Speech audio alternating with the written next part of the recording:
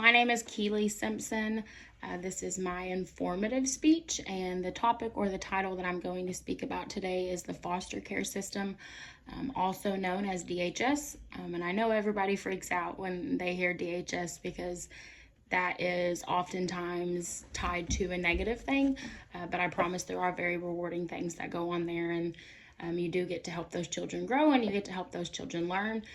But today I'm here to speak about 3 points about the DHS foster system.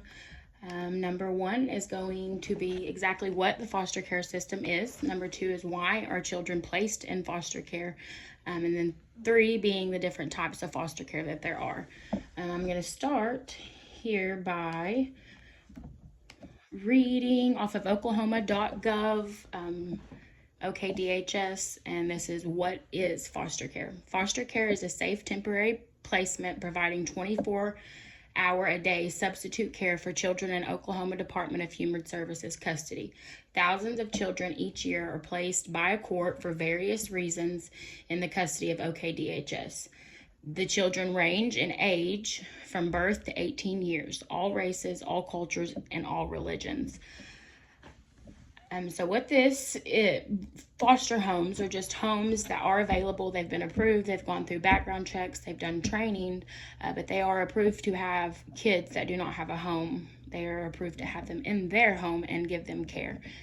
And yes, foster parents are paid for their time and paid for the things that they do.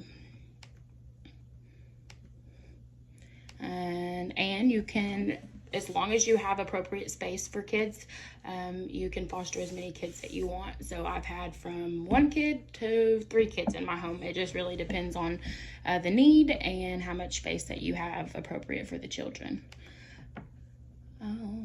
So, and the next point is why are children in foster care? So I can speak personally because I have had a few cases. I can't speak on all of them, but I have had kids placed in my care for having guns put to their heads and having drugs go on in front of them. I've had kids come into my care because parents are sexually abusing or they're allowing other people to sexually abuse them. And then I've just seen it as simple as neglect. So it's in some cases, I don't even know that they're purposely doing it. It's just like how they were raised and they didn't have the knowledge to do better, and it's incredibly sad. So by placing these kids in the foster care, we hope to help them grow and help them change those cycles so it doesn't constantly repeat. And next I'm going to go to the types of foster care. So you actually can go straight through DHS or you can go through an agency. There's many agencies. I go through home-based, and it's kind of what they are is almost like the middleman. So when I go to court, they have somebody that goes with me to court, helps me advocate. They do send a therapist in the home once a week to speak with me and the child. So that is definitely very beneficial because you get that feedback and you get that time to know where can I grow and what can the child be doing better and how can I help them. And the types of foster care is traditional foster care. So that would just be your everyday average kids. There's not been too many things go on to them. They can still function on a day-to-day basis. And then they have specialized foster care, and Oklahoma Department of Human Services says that specialized foster care serves children and adults aged 3 years and older who have primary diagnosis of intellectual disabilities.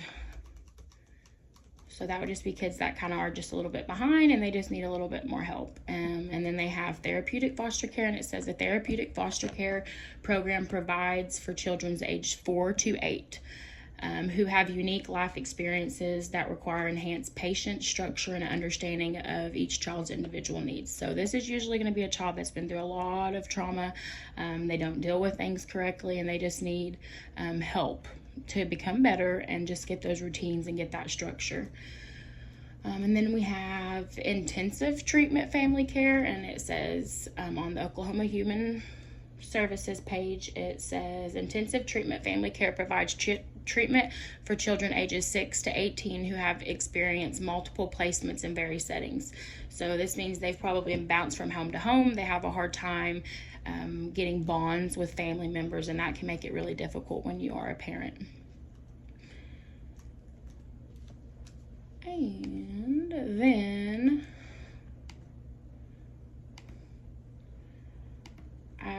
just want to share my personal story with becoming a foster parent.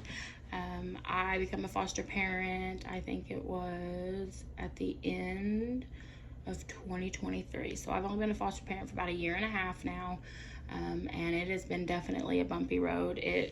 After I did the application to become a foster parent, it probably took them about 6 months to actually get with me. When at that point they took my application, they made sure everything on it was correct. They come and do a home study. In a home study, it took them several hours to do this home study. It was very intrusive. It asked about all the things as far as my background, how I was raised, about my mom, about my dad. So it just kind of helped identify ways that I could be a better parent and break some of the cycles that went on in my life. So I found it very beneficial. But after they came in and they did my home study, they then sent, and they had to get it all approved. They had to make sure that I could pass a physical, that mentally I was okay. So like I said, it was very time consuming. And I think from start to finish, it took me about 7.5 months before I actually had a child placed in my home. And that is insane, crazy, because of the need that we have for foster parents at the moment. I don't understand why it took so long, but it did. And yeah, I did finally get a little girl in my home. I had her for about a year. And when I say that I learned so many lessons in this time, but I also went through so many lows, because you're just learning and you're growing so much every day. Mom guilt is real. And now I just wanted to speak about some of the statistics of foster care. This was found on the True Project, Fostering Hope. And it just says that 49% will have at least one child before the age of 21. 73% will graduate high school compared to the 90th of general population youth. Of those that do graduate, less than 3% will turn around and go to college. And these are the statistics on the kids that are already in the DHS system. Here it says 40% of kids that have been in DHS system will experience homelessness at least by the age of 19. And this says 50% of the country's 554,000 homeless population, half have been in the foster care system at some point in their life. That's heartbreaking. And then it says 25% will be involved with the criminal justice system within 2 years of aging out. Incarceration severely affects future employment opportunities. So basically, it's what it's saying. If we don't get foster homes that come in and that they help retrain these children, then it's going to be a never-ending cycle. But yes, DHS will always be needed, and DHS does have very many benefits to it. But yes, I thank you for listening to my speech.